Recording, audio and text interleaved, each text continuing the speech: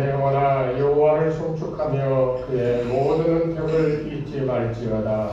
그가 내 모든 죄악을 사하시며 내 모든 병을 고치시며 내 생명을 파멸해서 속량하시고 인자와 긍휼로 관을 씌우시며 좋은 것으로 내 소원을 만족하게 하사 내 청춘을 독수리같이 새롭게 하시는도다. 아멘. 거룩하신 하나님 아버지, 우리가 세상에서 하나님의 뜻을 기억하며 살고자 수고하였지만 세상에서의 삶 속에 우리도 모르게 휩쓸려 아버지 하나님의 뜻을 이루어드리지 못하는 삶을 살다가 주님의 음성을 듣고자 다시금 주의 전에 나왔사오니 우리에게 은혜를 베풀어 이 시간 우리의 모든 죄와 허물이 다 주님 앞에 내어놓게 도와주셔서 사죄의 은총을 힘있게 도와주시며 기뻐 찬송하며 하나님께 영광 돌리는 복된 예배되게 인도하여 주시옵소서.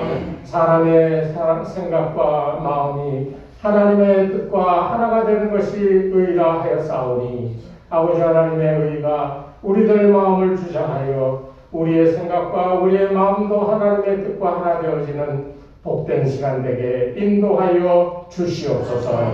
예수님의 이름으로 기도드리옵나이다. 아멘. 찬송가 210장입니다.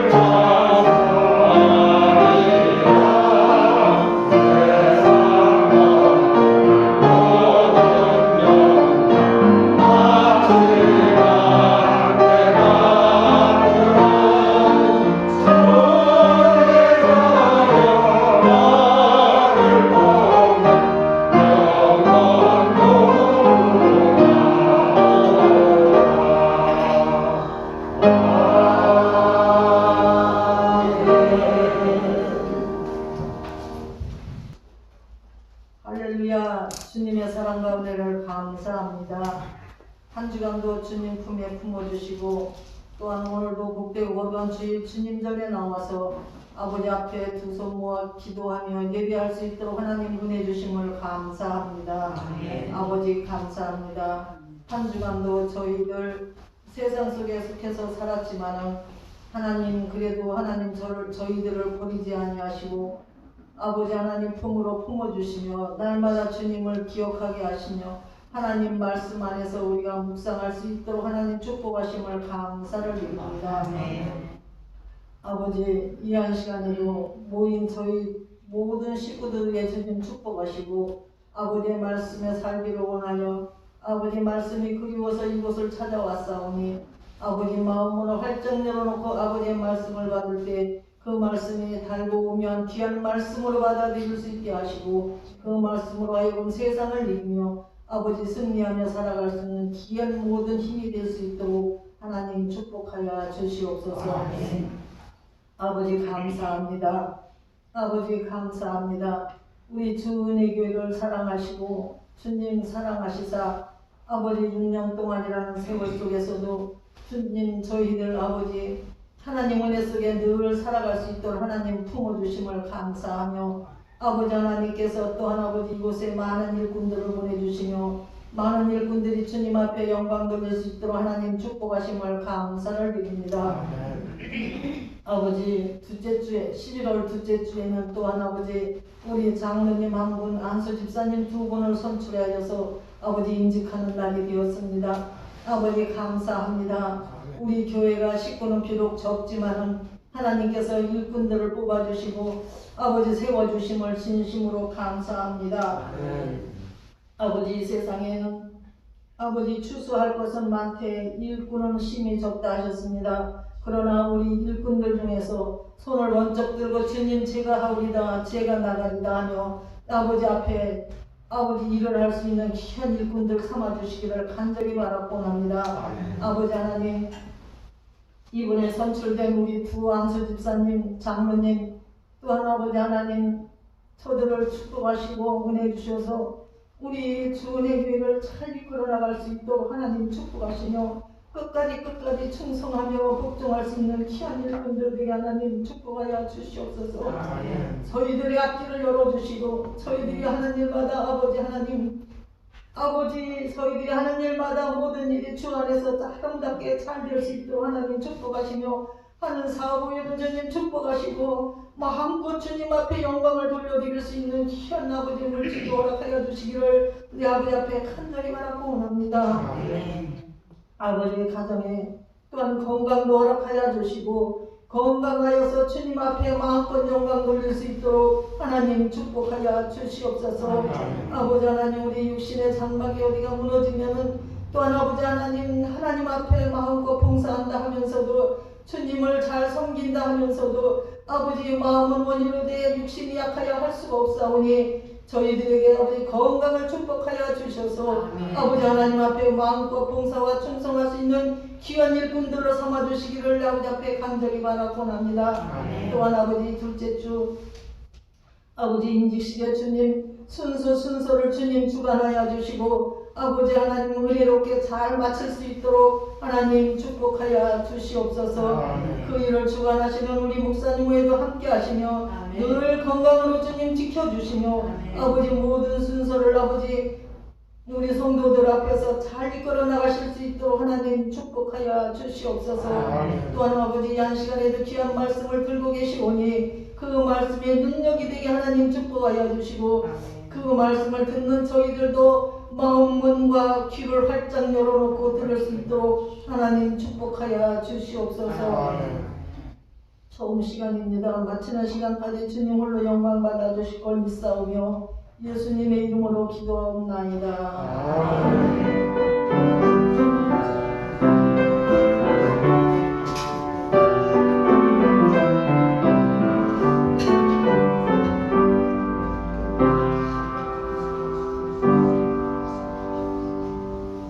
하나님의 말씀은 마태복음 제4장 1절부터 11절까지의 말씀입니다. 함께 공독하겠습니다. 그때 예수께서 성령에게 이끌려 마귀에게 시험을 받으러 강간하러 가사 40일을 밤낮으로 금식하시되 힘드시니라.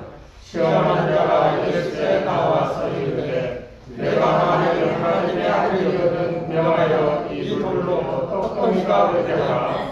예수께서 대답하여 이르시되 기록되었으되 사람이 떡으로만 살 것이 아니요 하나님의 이름으로 나오는 모든 말씀으로 살 것이라 하였느니라 하시니 이에 마귀가 예수를 거룩한 성으로 데려다가 성경 꼭대기에 세우고 이르되 내가 말하는 하나님의 아들이거든 뛰어내리라. 기록되었으되 그가 너를 위하여 그의 사자를 명하시니 그들이 손으로 너를 발이 돌에 부딪히지 않게 하리로다 하였느니라.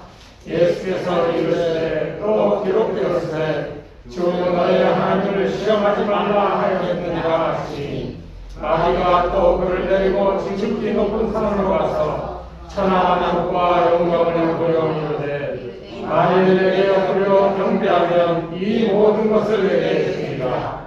이에 예수께서 말씀하시되 사탄아 물러가라 기록되었으되 주 너의 하나님께 경배하고 다만 그를 섬기라 하였느니라. 이에 마귀는 예수를 떠나고 천사들이 나와서 수종이 되리라. 아멘. 할렐루야. 아멘. 오늘 주님의 성령이 여러분과 함께 하시면서 여러분의 마음을 개혁하고 여러분의 삶에 새로운 능력이 함께 하시는 복된 날 되시기를 주 이름으로 축복합니다. 아멘. 전통적으로 10월 마지막 주, 정확하게는 10월 31일은 종교개혁을 일으킨 날로 마틴 루터가 이 캐톨릭교의 신장에 기술을 꽂아놓았던 그런 날입니다. 그런데 이 종교개혁의 이 놀라운 역사를 이 사탄이요 교묘하게 바꿔서 그 다음날 할로윈이라고 하는 날을 만들어서 세상에 귀신들이 사람의 마음을 지배하는 날로, 다시 말하면 종교개혁하여 하나님 나라가 다시금 온전하게 바르게 복음이 전파되어지고 세워지는 역사를, 이것을 이 감추기 위해서 할로윈이라고 하는 축제를 만들어서 이제 사람들의 눈을 속이고 있는 것을 우리는 역사 속에서 봅니다. 안타깝게도 150여 명에 달하는 이 사망자와 또 그에 준하는 부상자들이 어제 이태원에서, 저도 그 은성교회에 있을 때 그곳에 가까이 있는 교회였기 때문에 자주 그쪽을 가봤거든요. 좁아요, 골목이. 또 언덕이 이렇게 비스듬하게 이렇게 경사가 있는데 거기에 아마 그 위에 있는 어느 업소에서 무슨 파티를 한다고 해서 거기 밀려 올라가다가 아마 그 사고가 나서 그렇게 됐는데, 그 소방 일하시는 분들이, 구조원들이 맨 앞에 있는 이 여자 한 분을 끄집어내려고 하는데 너무 많이 밀려 쌓여있기 때문에 꼼짝도 하지 않았다라고 하는 그런 기사가 나온 것을 봅니다. 여러분 분명히 아셔야 돼요. 이 할로윈은요, 이것은 귀신의 날입니다. 미국에서 판매되는 사탕의 약 한 4분의 1이 이 할로윈 데이에 팔려 나간다는 거예요. 저희가 미국에 살 때도 이날만 되면 애들이 복장을 이상하게 하고 와가지고 추리커추리 하면서 문을 두들겨요. 맞죠? 추리커추리 맞죠? 예. 사탕 달라고 온 거예요. 예. 우리는 그 할로윈을 이 귀신의 날 행사라고 그렇게 믿고 있기 때문에 애들 와도 그거 안 하려고 불 다 끄고 없는 척하고 그렇게 조용히 있었던 적이 있어요. 이 할로윈은요, 원래는 이 할로윈이라고 하는 것은 10월에 해피 할로윈이라고 해가지고, 이게 셀레브레이트 할로윈 해가지고 이 All Saints Days and 삼마일이라고 하는, 다시 말하면 모든 성자들의 날과 귀신의 날, 이 두 개가 합쳐져 있던 것이, 이것이 혼합되어진 것을 나중에 이 모든 성자들의, 모든 그 믿음을 지킨 성도들의 날이라고 그렇게 이 교황이 600년경에 그렇게 선포를 했어요.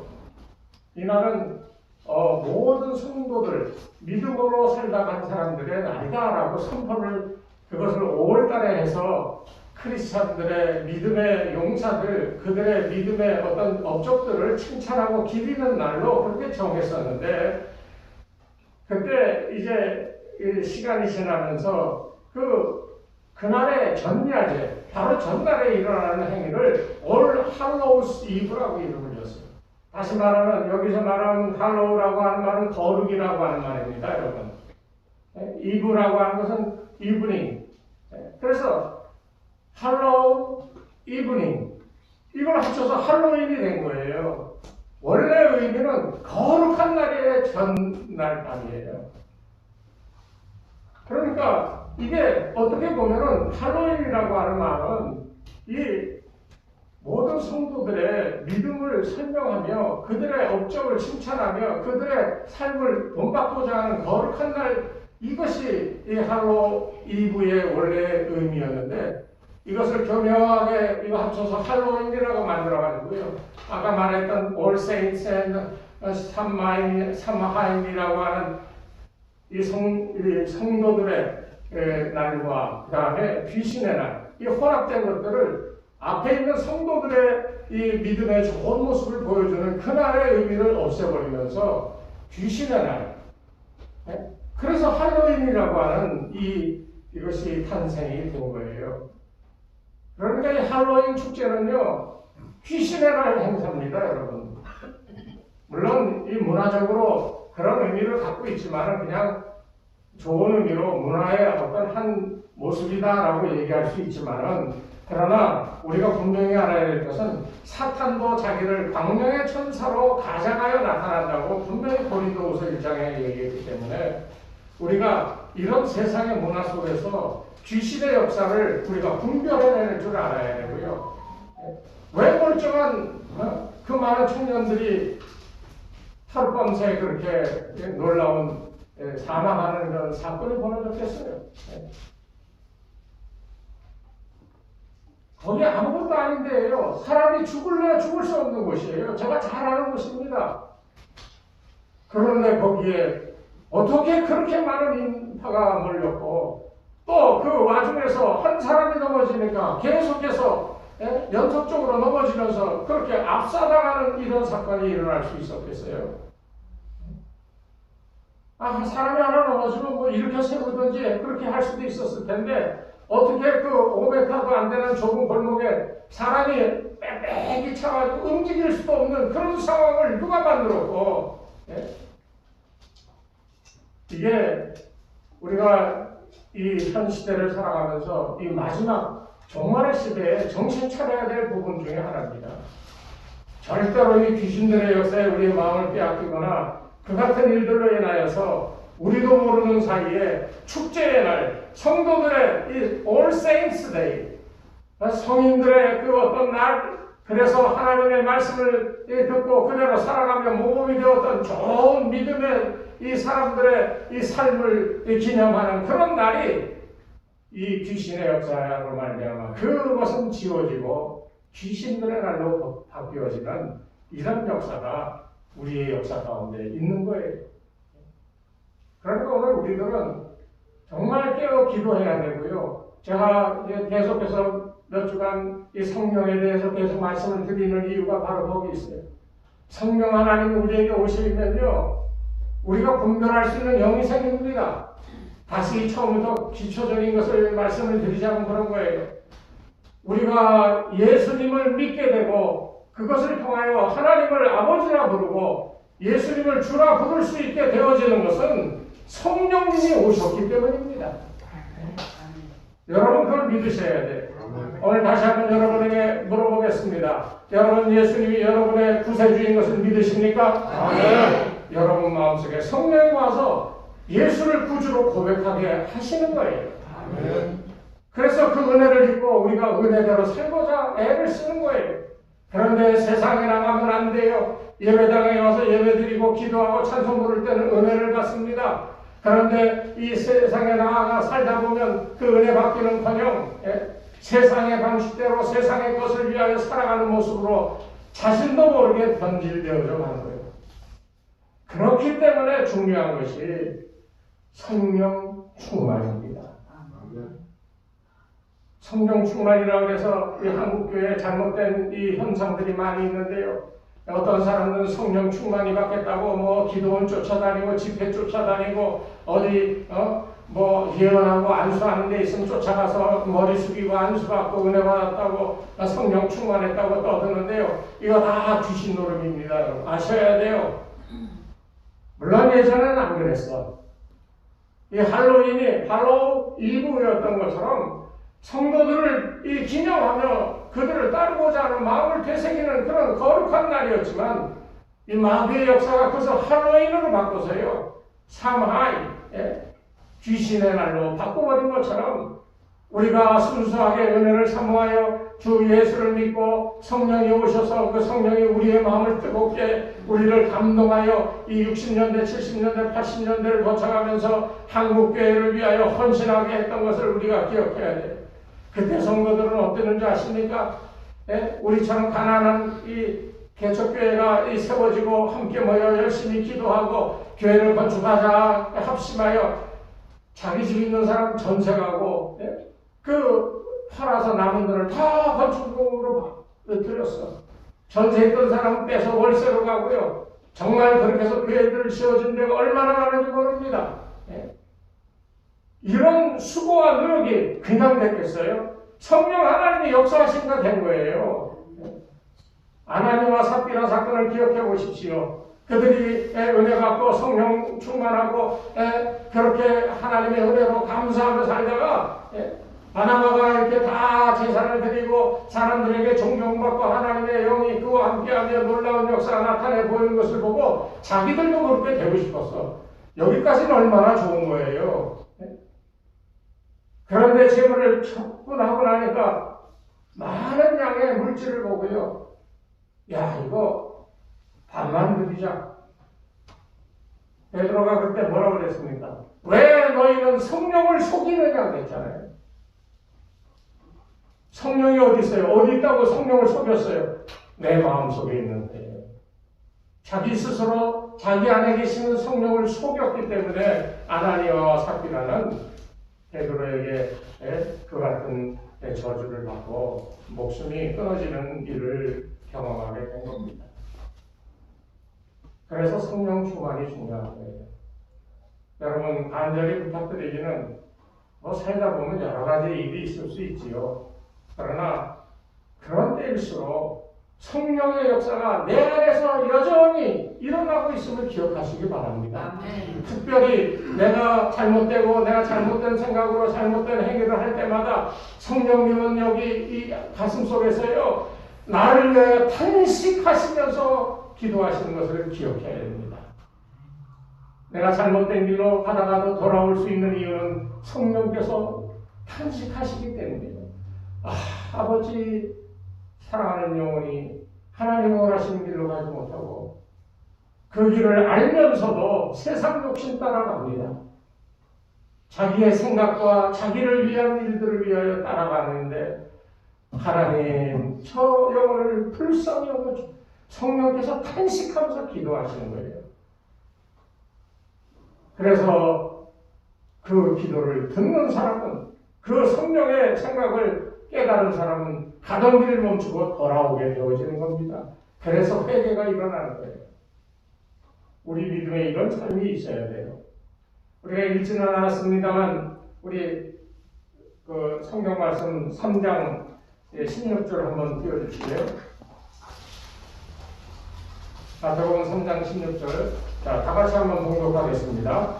예수께서 세례를 받으시고 곧 물에서 올라오실새 하늘이 열리고 하나님의 성령이 비둘기같이 내려 자기 위에 임하심을 보시더니. 아멘. 이전까지 예수님은 성령이 함께 하시는 분이 아니었어요. 이전까지 예수님은 우리와 똑같은 자연인, 육신을 입고 이 땅에 오셨기 때문에 그 신분은 하나님의 아들이었지만 그가 행하고자 하는 모든 일의 이 능력과 권세가 여전히 갖고 계셨지만 그것이 나타내 보일 수 있는 결정적인 계기가 뭐냐? 성령 하나님 오셨기 때문입니다.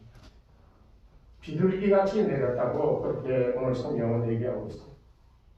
저는 오늘 여러분들에게 그거를 말씀드리고 싶어요. 성령이 임하시면요. 오늘 이 4장에 나오는 이야기는 성령을 받고 난 이 예수님이 어떻게 되었는가, 무엇을 경험했는가, 그리고 그 결론은 무엇인가, 그것을 우리가 한번 보고자 하는 거예요. 3장 16절에 성령이 하늘에서 비둘기처럼 내려왔다고 그랬어요. 비둘기가 뭐의 상징이죠? 평화죠. 예전 그 60년대에 보면 종로이가에 보면 그 종로이가에서 예전에는 거기가 인천 가는 그 사마고속버스 터미널이 있었어요. 그 옆골목에 들어가면 거기가 그 제약회사가 그 광고하는 아마 판매점이었는가 그런데 거기에 보면 지금도 있는지 모르겠어요. 일동제약이라고. 네? 그 아침에 거기서 종로 이가에서부터 남산에 올라가려고 가다 보면 아침부터 거기서 뭐가 움직이는 그런 거가 나오면서 노래가 나오는데 내가 지금도 잊어버리잖아요. 다른 건 다 모르겠는데 한 구절. 비둘기뼈 일동제약. 이게 딱 기억나요. 지금도 기억나요. 왜 비둘기라고 그랬을까? 고단하고 피곤하고 병약한 인생에 평화를 가져다주는 상징으로서의 비둘기를 그 일동제약은 사용하지 않았나는 그런 생각이 듭니다. 비둘기같이 내렸다라고 하는 것은 예수님께 성령이 오셔서 그 마음에 평화를 주시고 그 마음을 평안케 하시며 하나님의 일을 깨달아 행할 수 있는 길로 인도하시는, 다시 말하면 하나님과 죄로 인하여 척을 지어서 관계가 끊어졌던 인간과 하나님의 사이를 평화롭게 하시는 그 일을 위하여 성령께서 예수님께 오셨다는 겁니다. 그렇기 때문에 우리가 예수를 구주라고 고백하는 이 사건은 굉장히 중요한 거예요. 여러분과 예수님의 사이가 어떤 사이인지 아십니까? 성경에서는 그 사이를 마태복음 25장 1절에 신랑과 신부와 같다고 그랬어요.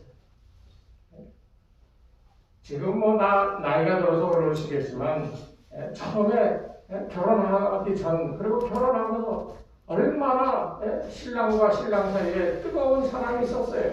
서로 아껴주고 서로를 위해서 나를 희생할 정도로 그런 생각을 지금은 이렇게 흔한 말로 쏟아부듯이 하지요. 그렇지만 신랑과 신부라고 하는 관계는 한 가지 중요한 점이 있는데요. 이거는 끊을래야 끊을 수 없는 관계라는 거예요.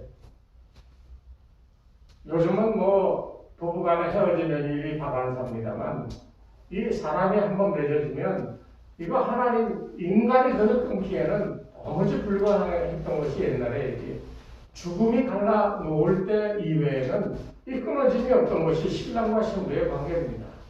그만큼 예수님과 우리는 중요한 관계를 가지고 맺고 있다는 거예요. 두 번째는 머리와 지체가 되는 관계입니다. 예수님께서 명령하시면 우리는 순종하여 그것을 행해야 되는 그런 관계를 맺고 있는 사이예요. 그런데 성경의 말씀이 우리에게 임하여 제가 누차 얘기하죠. 태초에 하나님이 무엇으로 천지를 창조하셨어요? 그 말씀이 어디 있어요 지금? 다 기록되어 있잖아요 여기에. 우리 자녀들이 대학을 진학하기 위해서 뭘 놓고 공부합니까? 교과서를 공부하고 참고서를 공부하죠. 그게 공부하면 되는 거예요? 되니까 공부하는 거죠. 거기서 문제가 나오니까 그것을 충분히 이해하고 암기해. 그래서 시험 문제를 보면서 이거 어디에 있던 거구나 내가 아는 거야 하고 답 쓰는 거잖아요. 세상의 학문의 그런 것들은 몇백 년도 안 되는 그런 역사를 가지고 있지만 그것이 절대적인 진리라 믿고 그것을 외우고 익히고 그대로 살아가는 것이 우리들의 현재 삶이잖아요. 그런데 수천 년에 걸쳐서 하나님이 친히 말씀하시고 친히 역사하에 나타내 보인 증거가 허다한데 그것들을 기록한 이 성경은 왜 못 믿으십니까? 성경이 그렇게 하라면 하나님이 나에게 지금 말씀 안 해준 줄로 믿고 아멘 하고 순종하는 것이 머리와 이 지체된 예수님과 우리의 관계라는 거예요. 그래서 성경을 읽으라는 겁니다. 이제 내년부터는 새벽 예배에 이제 성경을 한 장씩 읽어 나갈 거예요. 그리고 그 성경 한 장의 내용이 무언가를 설명하고 같이 묵상하고 기도하려고 합니다. 성경을 알아야 돼요. 들려오는 소리에 설깃한 사람은 이 사람은 위험한 사람이에요. 들려오는 소리가 이건 좀 이상한데 이건 안 해 하는 이런 분별력이 있는 사람이 이 정상적인 그리스도인이라는 거예요. 이게 무엇인가 하는 것을 무엇으로 판단합니까? 자기의 경험이요? 자기의 지식이요? 자기의 이성이나 이념이나 사상이나 이런 걸로 판단해요? 이 사람은 예수 믿는 사람이 아니에요. 이 사람은 유물론자입니다. 보고 듣고 아는 거 그걸 기초로 해서 판단하기 때문에 이 사람은 절대로 그리스도인이 될 수가 없어요. 그리스도인의 근거는 뭐예요? 하나님의 말씀입니다. 그 말씀을 믿게 하시는 성령의 역사입니다. 그것을 믿고 깨닫고 그것을 행하는 삶 속에 진짜 그리스도인의 능력 있는 삶이 나타나는 거예요. 우리가 다 이런 모습으로 변화될 때 하나님은 우리 교회를 반드시 축복해 주실 줄로 믿습니다. 네. 우리 앞에 점점 새로운 길들을 열어주시고요. 우리가 이곳에서 더 나은 좋은 곳으로 하나님이 인도하시는 그날이 이제 얼마 남지 않았다고 저는 믿습니다. 그런 기회가 몇 차례 오기도 했고요. 그렇지만 우리 형편에 그것을 욕심으로 집어선 길이 어렵다 생각해서 기도하는 거예요. 오늘 우리가 이런 하나님과의 관계, 예수님과 우리의 관계, 이것이 어떤 관계인지를 깨달으면 그 관계를 계속적으로 유지하고 우리가 허물과 죄악에서 벗어날 수 있는 유일한 방법인 하나님의 말씀을 묵상하며 성령께서 그것을 깨닫게 하시는 은혜가 우리 삶을 지배해야 되는 겁니다. 여러분 집에서 뭐 합니까? 성경을 읽으세요. 답은 하루에 10장씩이라도 읽으세요. 구약은 어렵다 뭐 그러는가 그건 쉽다고 생각하는 신약부터 읽으세요. 하루에 10장씩 읽으세요. 그리고 읽으면서 이게 무슨 뜻일까 생각하세요. 그것을 해석하려고 하면 잘못돼. 그냥 읽고 이게 무슨 뜻일까 하고 하나님하고 기도하세요.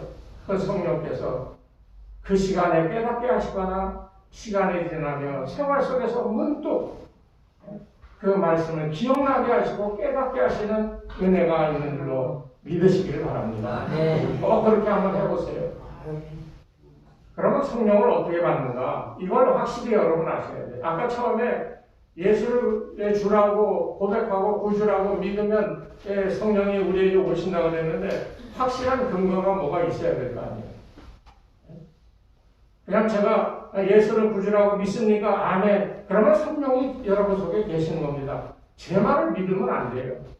저는 여러분들을 진리로 인도하는 역할을 하는 거지 제 말이 진리가 아닙니다.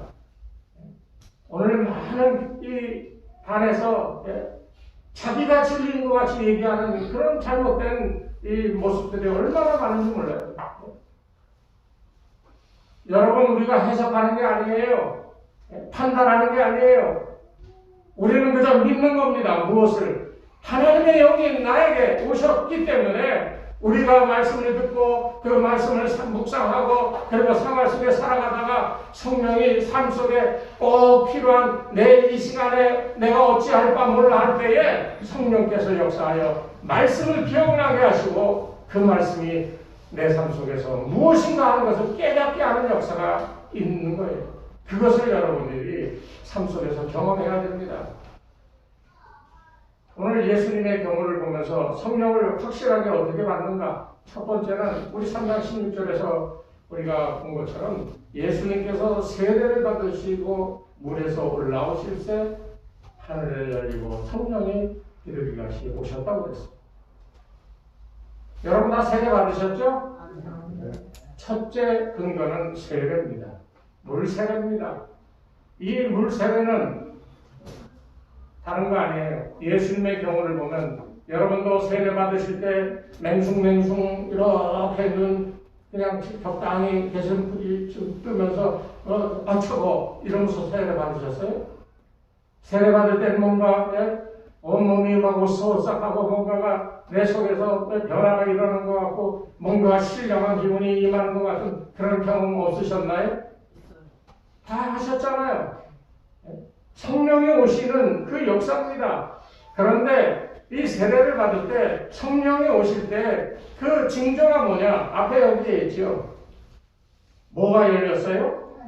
하늘이 열렸어요. 다시 말하면 하나님과 우리의 관계가 딱 막혀있던 그런 관계에서 하늘이 열리면서 하나님의 영이 내게 임하신 거예요.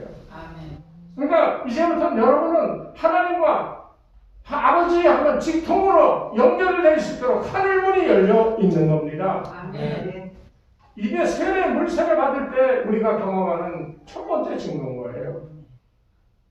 그래서 아버지 하면 아버지께서 우리의 귀에 들리시게 오냐 하면 참 좋은데 그렇지는 않아.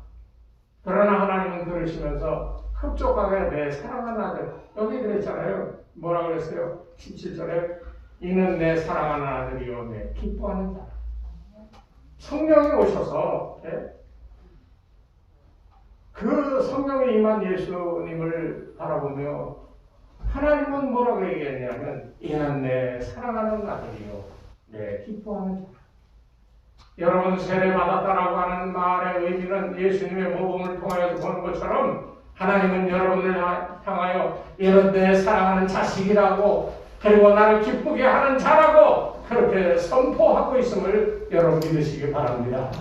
그러니까 세례받는 사람들은 허투루 살아갈 인생이 아닌 거예요.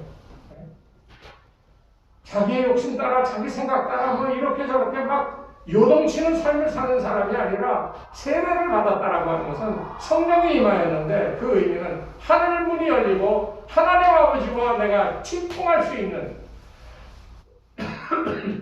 우리의 이성으로는 바라볼 수 없지만 하나님은 선포하신 거예요. 예수님의 경우를 통하여서.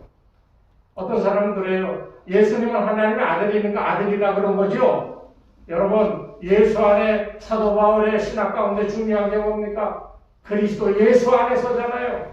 안에 있다는 게 뭐예요? 여러분 제가 이 열쇠를 이 키를 갖고 있는데 어디 안에 있어요? 손 안에 있죠. 손 안에 있으면 이것은 보여요, 안 보여요? 그런데 여기 있어요, 없어요? 있지요. 이거 그러면 열쇠는 누구 겁니까 지금? 제 거잖아요. 우리가 예수 안에 있다라고 하는 말의 귀중한 의미는 그런 거예요. 우리는 이미 예수 안에 이렇게 다 그 예수님 안에 우리가 다 안에 들어있는 거예요. 그 예수님의 하나님의 아들이면 그 안에 있는 존재는 이질적인 존재일까요? 예수님이 죄 받고 더러운 존재를 딱 붙들고 있을까요? 깨끗하게 죄 사함 받고 예수 그리스도와 하나가 되어 그와 함께 십자가에 죽었다가 다시 부활한 존재로 우리의 믿음이 온전하였을 때 예수는 우리를 그 안에 딱 잡고 있는 거예요. 그러니까 우리는 누구예요? 예수님과 제가 늘 얘기했죠. Christ likeness. 그리스도와 동일시되는 거예요. 그러니까 여러분 얼굴을 한번 보세요. 옆에 우리 김 선생님 한번 옆에 사랑하는 아내를 한번 보세요. 어떤 모습이 보이십니까? 네? 어떤 분은 한번 옆에 있는 분 보세요. 그랬더니 아유 왼수가 보인다.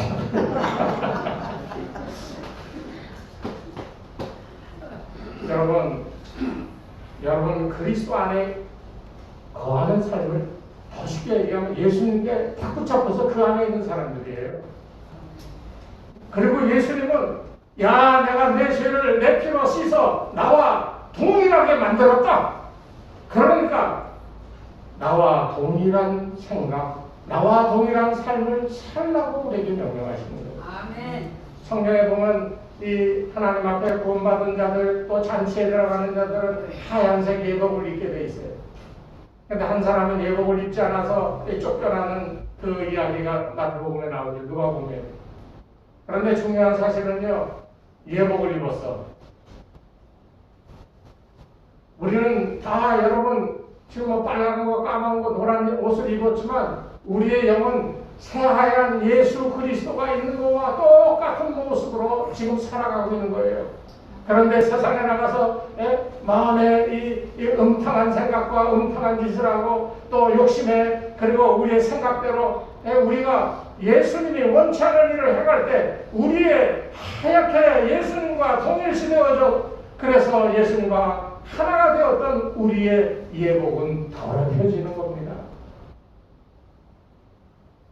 계속해서 죄를 져요. 계속해서 그 하얀 예복이 덕지덕지 때가 묻는 것처럼 더러워지는 거예요. 그 더러워진 옷을 입고 있는 사람을 예수님이 어떻게 하시겠어요? 둘 중에 하나입니다. 로마서 1장에 보면 그의 욕심대로 정욕대로 내어버려 두사 그냥 내어버려 두는 거예요. 그럼 그 사람은 마침내는 멸망을 받고 마는 거예요. 저 지옥불에 떠들어지는 거예요. 그러나 또 다른 방법은 예수님께서 야 이놈 자식 왜 이렇게 더럽게 우리 어렸을 때 다 그 경험했죠. 밖에서 신나게 놀다 들어왔는데 어머니가 야 이 옷을 이렇게 더럽게 하면 어떻게 새 옷 입혀놨는데 다 경험 한 번씩 하셨을 거예요. 그러면 엉덩짝 한 대 딱 맞고 옷을 훌러덩 벗기시면서 그걸 빠시잖아요. 왜? 아이에게 깨끗한 옷을 입히고 싶으시니까. 예수님의 심정도 마치 그와 같다는 겁니다. 저는 여러분들이 오늘 허물이 있고 죄가 좀 있으면 어때? 전 정말 괜찮다고 생각해. 사람이니까. 그러나 정말 괜찮은 건 뭐냐? 아우 더러워 하고 깨닫는 사람이 되어지기를 바랍니다. 더러워. 그러면 어떻게 해요? 여러분 거울 보니까 여기 얼굴에 시커먼 검댕이가 묻어서 그럼 어떻게 해요? 야 이거 멋있는다고 그냥 다니십니까? 닦아야죠. 누가 닦아요? 자기 스스로 닦는 겁니다. 그게 뭐예요? 회개하는 거예요. 하나님 내가 하나님의 은혜를 믿고 하나님 뜻대로 살려고 했는데 이렇게 됐습니다. 주여 깨끗이 씻어 주시옵소서. 이게 회개잖아요. 그래서 받는 은혜가 사죄의 은총이잖아요. 오늘 예수님은 사장에서 이 물세를 갖고 그리고 이제 성령의 권능을 받는 그 과정 속에 시험을 당하게 됩니다. 간단하게 세 가지 시험이 여기 나오는데요. 성령의 이 권능을 우리가 충만하게 받으려면 성령의 이끄심을 경험하며 따라가야 되는 거예요. 성령 충만하게 받고 예수님이 첫 번째 한 게 성령이 그를 광야로 이끌었다 그랬어요. 거기에 광야에 이끌었다라고 하는 그 말은요. 시험을 받기 위해 갔다라고 그 다음 성경 구절은 설명하고 있어요. 왜 광야 갔습니까? 시험 받으러. 흔히들 우리가 사는 이 세상은 광야와 같다고 성경은 표현합니다. 성령 충만히 받은 사람들, 예수님을 구주라고 고백하고 예수 안에 있다라고 믿고 사는 사람들, 이 사람들이요 성령께서 그냥 그 안에서 살게 놔두시지 아니하시고 광야로 인도하시는 거예요. 너희 이 세상 속에서 내가 너희와 함께하고 너희에게 명령하고 순종하라 하는 대로 따라하기를 원하여서 우리를 인도하는 거예요. 예수님이 지금 시험받는 이것이 바로 그 모델인 거예요. 광야로 갔습니다. 마귀에게 이 시험을 받게 하신 것을 하나님의 뜻을 성경에서 봅니다. 성령께서 우리를 인도하실 때 그때 우리에게 하늘의 축복으로만 함께하는 게 아니에요. 그것을 받을 수 있는 자격을 그 권세와 능력을 충만하게 받아 사용할 수 있는 자격을 갖추기 위해서 광야에서 세 가지 시험을 통과하게 한다는 겁니다. 예를 들어서 그런 거예요. 이 데살로니가전서 5장 9절에 보면 성령을 소멸치 말라. 여러분은 성령이 충만한 것을 오늘 이 시간에 고백했습니다. 이제 세상에 나가면 그 성령이 나와 내 속에 함께하고 있는 것을 매 시간마다 경험하며 살아야 돼요. 그런데 세상 일을 겪다 보면 까맣게 잊어버릴 때가 많아요. 그래서 데살로니가전서의 말씀은 그 성령이 너희 안에 있는 걸 소멸하지 말라는 거예요. 소멸은 뭡니까? 불이 나는데요. 그 불을 끄기에 물을 붓든가 흙을 갖다 덮어서 그 불을 완전히 진화하는 것이 소멸입니다. 성령이 우리 안에 오셨는데 예배드리고 은혜 받고 아멘하고 할렐루야 하나님을 찬양합니다 하고 세상의 삶 속으로 나갔는데 그 세상 삶 속에서 활활 타오르던 성령의 역사가요 세상의 욕심과 세상의 유혹에 마음을 빼앗겨 버리면 그 성령이 소멸되어지는 거예요. 그래서 성령은 탄식하며 기도하는 거예요. 왜 탄식합니까? 무엇을 위해 탄식합니까? 예를 들면 그런 거예요. 야, 무게야, 너 삶이 이렇게 힘들고 어려운데 왜 세상에서 방황하냐? 하나님 앞에 나와 기도하라. 힘들어도 새벽에 나와서 하나님 앞에 경건한 마음으로 기도하라. 내가 너의 기도를 하나님께 상달하도록 할 테니 와서 기도해라. 그러면 사람들의 말이 뭡니까? 힘들어요. 그러면서 하는 말이 누가 새벽 기도를 만들었는지 몰라도 나는 힘들어서 못해요. 죽어도 못해요. 그렇게 얘기하는, 이게 소멸하는 거예요. 내 마음속에 어떤 이 마음이 들었어. 어떤 분이 그랬어요, 예전에. 뭐, 이 병원에 뭐 이렇게 하고, 치료비 하고 보상금으로 뭐 500만 원인가 나왔어. 그때 인도에 교회를 짓기 위해서 헌금을 하라고 그랬는데, 그 당에서, 우리 그런 여력이 없다, 못한다. 하려면 목사님 알아서 하세요. 근데 노회에서는 그렇게 지어주기를, 인도의 교회를 짓기를 원했고, 그래서 이걸 어떡하나 하고 몇 분들에게 얘기했어요. 아무 반응이 없어. 근데 어느 날 한 분이 500만 원 들고 와서 드리는 거예요. 목사님, 교회를 건축한다고 그러는데, 이 돈은 될까요? 충분합니다. 이것이 기본이 돼요. 하나님께서 채워주실 겁니다. 그 이후에 몇 분이 100만 원, 200만 원 갖고 와서 그 교회 하나 인도에 짓는데 1,050만 원이 갔는데 그 돈이 그대로 다 들어왔어요. 지난번에도 그 말씀을 드렸지만 성령의 역사는 그런 거예요. 내 마음에 이게 뭔가 하고 왔어. 그러면 아멘 하고 행하도록 하는 것이 성령이 원하시는 일인데 우리는 그렇게 얘기하는 겁니다. 아유, 나 먹고 살기도 바쁜데, 저거 해야 되는데, 이것도 해야 되고, 내 마음은 간절한데, 다 해야지. 성령을 소멸하는 겁니다. 이 시험은 물질에 대한 시험이 있었어요. 마귀가 그랬거든요. 네가 하나님의 아들이거든. 이 돌을 명하여 떡이 되게 하여서 내 주린 배를 채워라. 근데 예수님 뭐라 그랬습니까? 사람이 하나님의 입으로부터 나오는 말씀으로 산다라고 그렇게 얘기하셨거든요. 이 말씀의 의미가 뭡니까? 아담은요, 눈에 보이는 선악과가 먹음직스럽고 탐욕스러워가지고 먹고자 하는, 눈에 보이는 것을 먹고자 하여 그 선악과를 따먹었어요. 그런데 그 전에 아름다운 선악과를 바라보면서 느꼈던 감정은 그게 아니었어요. 원래는 그것을 바라보면서도 생각했던, 저것은 하나님이 먹지 말라 하셨지. 하나님의 말씀이 우선이 되어 선악과를 따먹지 않았는데, 나중에는 하나님의 말씀 뒤로 미루어지고요, 하나님의 말씀을 먹으면 그 말씀으로 자기의 마음을 지키고 사는데, 그 말씀을 저 뒤로 밀어놓고 눈에 보이는 것을 먹어버리니까 범죄하여 쫓겨나게 되고 사망하게 되었다는 거예요. 여러분, 이거는 정말 중요한 거예요. 이 물질에 대한 시험을 이기시기 바랍니다. 좀 말씀이 길어지겠지만 예화 하나 말씀드릴게요. 옛날 고대 바빌론 왕국의 왕자 하나가 유프라데스 강에서 이제 물놀이를 하면서 더위를 식히고 있는데요. 갑자기 비가 왔는지 상류에서 물이 막 쏟아져 내려와가지고 물에 휩쓸려 떠내려가게 됐어요. 그래서 왕은 그 왕자를 찾기 위해서 온 군대를 동원하여 왕자를 찾습니다. 상류부터 하류까지 샅샅이 찾게 됐는데 찾지 못했어요. 그래서 절망하고 있는데 그로부터 몇 주간이 지난 후에 왕자가 어느 깊은 강에 바위 위에 살아있는 채로 발견이 됐어요. 그래서 왕이 너무 기뻐서 그 왕자를 건져냈는데, 왕자가 왕이 물었어요. 너 어떻게 살아나게 됐냐? 그랬더니 물에 떠내려가다가 다행히 한복판에 솟아오른 큰 바위를 보고 그것을 붙들고 위에 올라가서 살아갈 수 있었다. 그런데 몇 주간 먹지도 못했는데 어떻게 살았냐?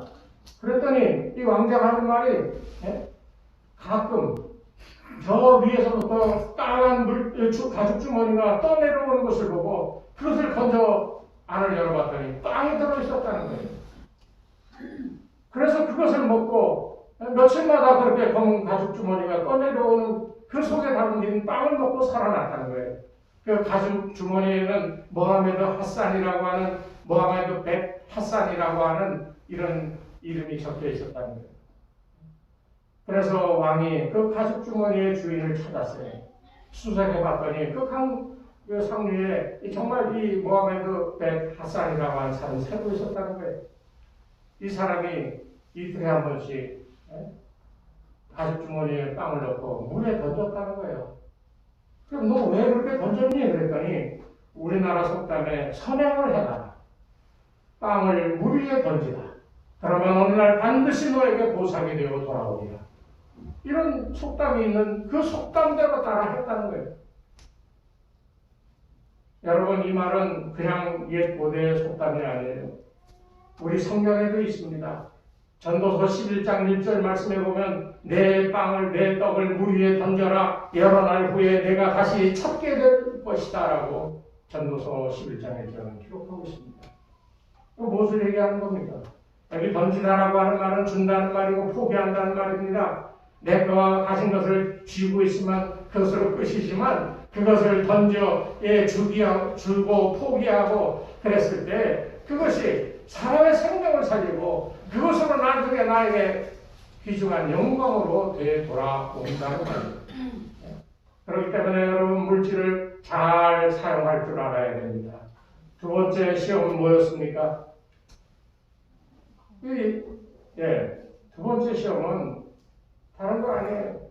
기적과 이적에 대한 여기 높은 곳에서 뛰어내려라. 네가 하나님의 아들이라면 시편 91편에 나와 있는 말씀처럼 그 말씀처럼이 아니에요. 그 하나님이 그렇게 하겠다고 하신 말씀이에요. 그러니까 마귀는 정확하게 하나님의 말씀을 인용하면서 예수님을 시험하는 거예요. 네가 하나님의 아들인가 여기서 떨어지면 하나님의 말씀 그대로 천사들이 와서 내 발을 돌에 부딪히지 않도록 받아줄 것이니까 그 말씀 믿고 뛰어내려.